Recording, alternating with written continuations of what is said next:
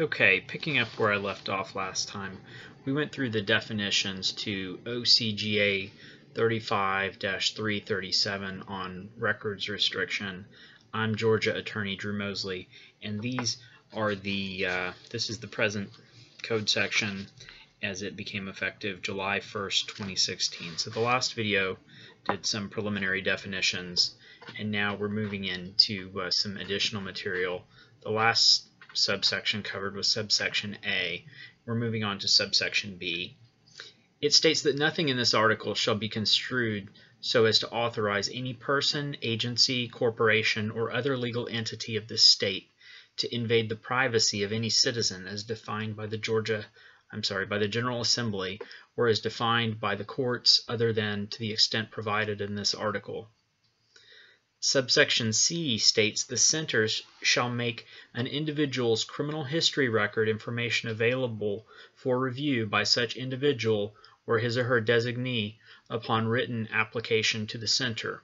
So you can always send in for your GCIC report, your Georgia Crime Information Center report, to see what they've got on you. Subsection D says if an individual believes his or her criminal history record information to be inaccurate, incomplete, or misleading, he or she may request a criminal history record information inspection at the center.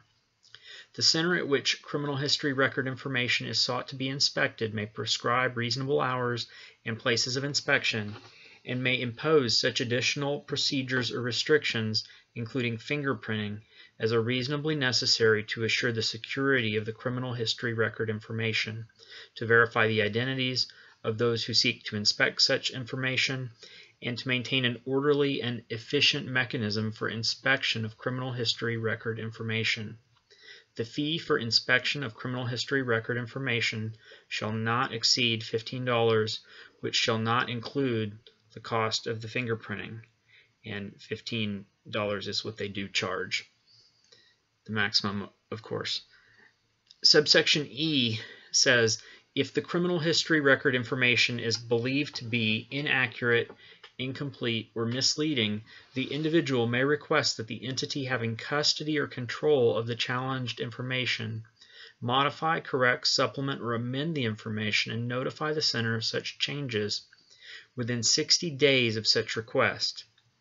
In the case of county and municipal jails and detention centers, such notice to the center shall not be required.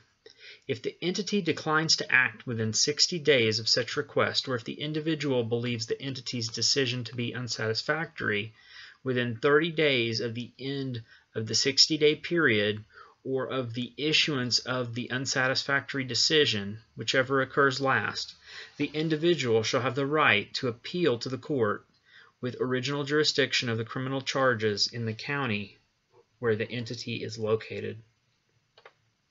Subsection F says that an appeal pursuant to subsection E of this code section shall be to acquire an order from the court with original jurisdiction of the criminal charges that the subject information be modified, corrected, supplemented, or amended by the entity with custody of such information.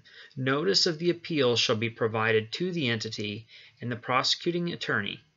A notice sent by registered or certified mail or statutory overnight delivery shall be sufficient service on the entity having custody or control of the disputed criminal history record information. The court shall conduct a de novo review, and if requested by a party, the proceedings shall be recorded. Subsection G in Part 1 says, should the court find by a preponderance of the evidence that the criminal history record information in question is inaccurate, incomplete, or misleading, the court shall order such information to be appropriately modified, corrected, supplemented, or amended as the court deems appropriate. Any entity with custody, possession, or control of any such criminal history record information shall cause each and every copy thereof in its custody, possession, or control to be altered in accordance with the court's order within 60 days of the entry of the order.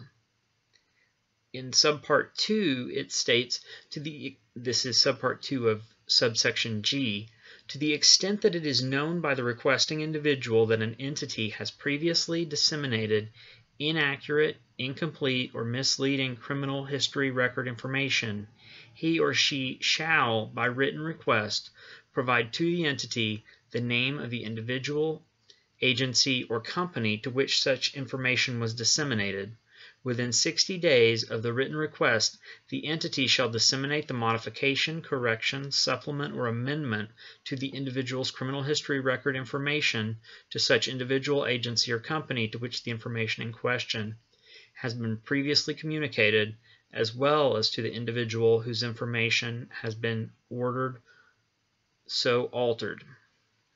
So this is not, we've not gone through the entire statute.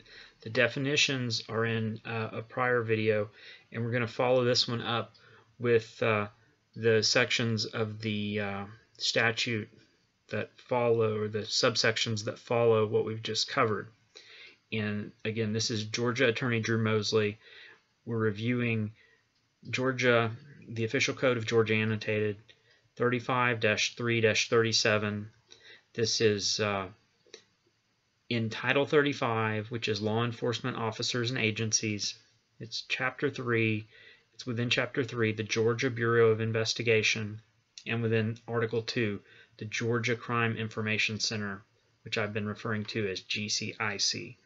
Remember that this is merely legal information. This is part of a law on the books. It's not legal advice, which would apply the law to your specific facts. If you need an evaluation of your particular situation, you can contact me at my office, and I'm happy to talk to you about that. I do ask that you go ahead and review these videos to have a basic understanding of the questions at issue, because there are a lot of people who have issues like this affect them, and I've found that I can spend all day long explaining them over and over, and that's why I've made these videos, so that I can help more people in less time.